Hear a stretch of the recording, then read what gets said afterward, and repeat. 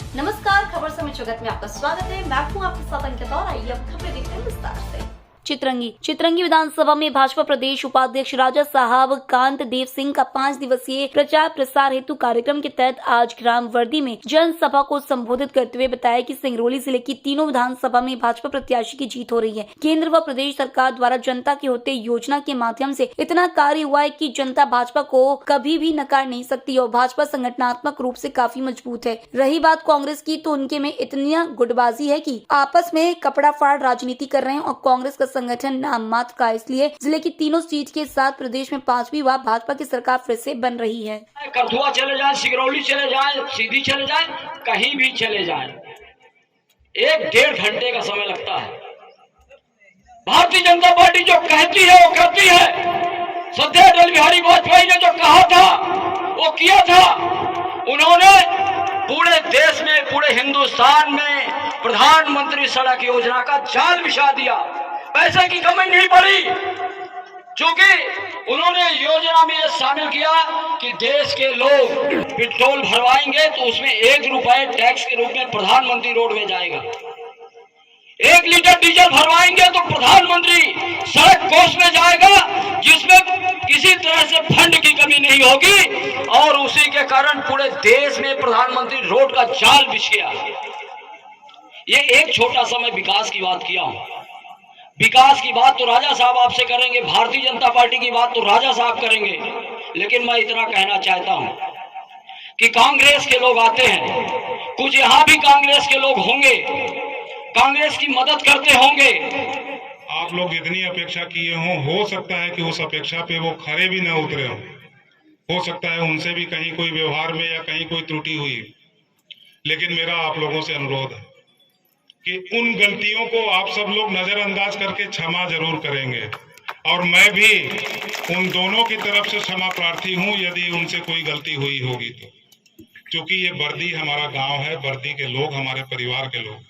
मेरी भी जिम्मेदारी है कि आपके साथ अन्याय न हो, आपके साथ न्याय मिले, आपको सभी योजनाओं का लाभ मिले, आपकी सड़कें ठीक हो जाएं, आपके यहाँ जहाँ बिजली ना आती हो वहाँ बिजली आ जाए। लेकिन अगर वो देने में कहीं ना कहीं असफल रहे हो तो इसके लिए मैं क्षमा प्रार्थी। लेकिन आपको ये तय करना होगा कि आपको कैसी सरकार और कौन मुख्यमंत्री और कैसा विधायक चाहिए। आप ये गलती मत करना, क्योंकि मैं प्रदेश का पदाधिकारी होने के नाते प्रदेश के विभिन्न हिस्सों में जाने का मौका मिलता है। भोपाल संभाग का प्रभार है मेरे पास, इसके पहले उज्जैन संभाग का था, रीवा शहडोल संभाग से जुड़ा ही हूँ। तो पूरी परिस्थिति समझने के बाद मैं दावे से आज आपके सामने ये कहना चाहता हूँ कि मध्य प्रदेश में फिर से भारतीय जनता पार्टी की सरकार बनने से कोई नहीं रोक सकता, कोई नहीं रोक सकता। फिर से मध्य प्रदेश में भारतीय जनता पार्टी की सरकार बनने जा रही है और ये परिणाम आपके सामने 3 दिसंबर को दिखाई देगा। तो ऐसी गलती कभी मत करना साथियों कि आपकी सरकार तो वहां मध्य प्रदेश में बन रही है, 2024 में नरेंद्र मोदी जी की भी सरकार बन रही है, लेकिन आपका विधायक यहां से चुन के न जाए तो आपकी बात वहां कौन पहुंचाएगा, इस बात का ध्यान रखना। डबल इंजन की सरकार बनेगी और नरेंद्र मोदी जी निश्चित रूप से मजबूत होंगे। जैसे ही आप यहाँ विधानसभा में मध्य प्रदेश में भारतीय जनता पार्टी की सरकार बनाएंगे तो निश्चित रूप से 2024 में नरेंद्र मोदी जी को भी कोई नहीं रोक सकता, क्योंकि वो अद्भुत प्रतिभा के धनी व्यक्ति हैं। सचमुच में वो ईश्वर के वरदान है। हम सब लोगों को गौरव होता है कि हम लोग ऐसे कालखंड के कार्यकर्ता हैं कि नरेंद्र मोदी जी के नेतृत्व में हम लोगों को काम करने का मौका मिल रहा है। न सिर्फ अधोसंरचना, न सिर्फ विकास के काम, न सिर्फ लोगों की जिंदगी बनाने का अवसर, न सिर्फ लोगों के चेहरे पे खुशियां लाने का अवसर, बल्कि देश को चारों तरफ की सीमाएं जो लगी हुई हैं, किसी की मजाल नहीं है कि कोई देश की सीमा के साथ खिलवाड़ कर ले। एक बार हुआ है खिलवाड़, कुछ आतंकवादी हमले हुए थे पुलवामा, आपको याद होगा, लेकिन उसका जवाब कैसा मिला? दूसरे देश की सीमा के अंदर घुस के हम लोगों ने उनको मारा है, दूसरे देश की सीमा में हम लोगों ने घुस के मारा है। तो ये सुरक्षा के मामले में भी कोई मुकाबला नहीं है। आज पूरी दुनिया उनके सामने नतमस्तक है। जो नीचे तक विकसित है, चाहे हमारी पन्ना समिति हो, बूथ की समिति हो, बूथ के अध्यक्ष हों, शक्ति केंद्र हो, ये हमारा संगठन का तंत्र भी इतना मजबूत है। इन दो मजबूती के साथ हम लोग चुनाव मैदान में हैं और मैं पूरे दावे के साथ कह सकता हूँ कि इस विधानसभा में भारी बहुमत से तो जीत ही रहे हैं, साथ ही साथ सिंगरौली जिले की तीनों विधानसभा सीट भारतीय जनता पार्टी जीतने जा रही है। आप इस चुनाव में किसे अपना चुनौती मानते हैं? इस बार हम लोगों के सामने कोई चुनौती है ही नहीं, क्योंकि वो तो उनके पास कोई मुद्दा नहीं है। वो सब आपस में इतनी बुरी तरह से उलझे हुए हैं, वो आपस में ही कपड़ा फाड़ राजनीति कर रहे हैं कि हमारे सामने कोई चुनौती नहीं।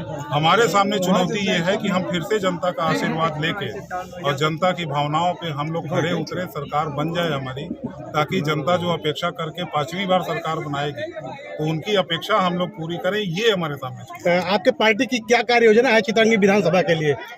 हमारी पार्टी के पूरे कार्यकर्ता बड़े उत्साह और वेग के साथ इस चुनाव प्रचार में लगे हुए हैं और कार्य योजना के तहत लगे हुए हैं। पूरे बूथ के कार्यकर्ता सक्रिय हैं, बूथ तक पार्टी के प्रत्याशी को पहुंचाने का भी प्रयास कर रहे हैं और पार्टी के प्रत्याशी का चुनाव चिन्ह पहुंचाने का प्रयास कर रहे हैं। हम लोग निश्चित रूप से योजनाबद्ध तरीके से इस चुनाव में लगे हैं और निश्चित रूप से सफलता भी मिलेगी। पार्टी लगातार बड़े शहरों को क्यों चित्रंगी विधानसभा में प्रचार के लिए भेज रही है? बड़े चेहरों का क्या, भारतीय जनता पार्टी का कार्यकर्ता कोई बड़ा नहीं है। भारतीय जनता पार्टी का सब कार्यकर्ता, सबकी जिम्मेदारी होती है। जब चुनाव आते हैं तो सारे लोगों को ये जिम्मेदारी कार्यकर्ता के नाते दी जाती है कि आप सब लोग जाइए और चुनाव में अपने प्रत्याशी को जिताइए। उस नाते मुझे भी यहाँ आज आने का मौका मिला। बर्दी गांव में एक अच्छी सभा हुई, कई गांव के लोग भी यहाँ आए थे, तो ऐसे ही ये कार्यक्रम चलते रहेंगे 15 तारीख को। चलिए, आपने समय निकाल के दिया, मीडिया को बहुत बहुत धन्यवाद। Thank you. For latest news, subscribe to our channel and press the bell icon.